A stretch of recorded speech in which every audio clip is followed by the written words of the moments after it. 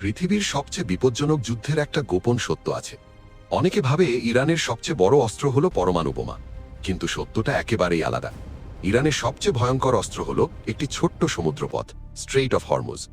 দেখতে খুব ছোট, কিন্তু এই পথ দিয়েই পৃথিবীর প্রায় 20% তেল প্রতিদিন যায়। মানে পৃথিবীর লক্ষ লক্ষ গাড়ি, বাস, জাহাজ সবকিছুর জ্বালানি এই পথের ওপর নির্ভর করে।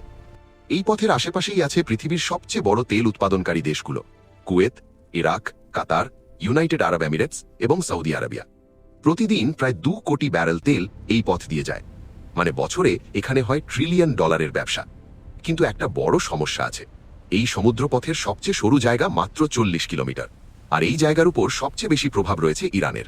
আর এই কারণেই যুদ্ধ শুরু হওয়ার আগে ইরান একটা ভয়ঙ্কর হুমকি দিয়েছিল: যদি আমাদের উপর হামলা করা হয়, আমরা স্ট্রেইট অফ হরমুজ বন্ধ করে দেব।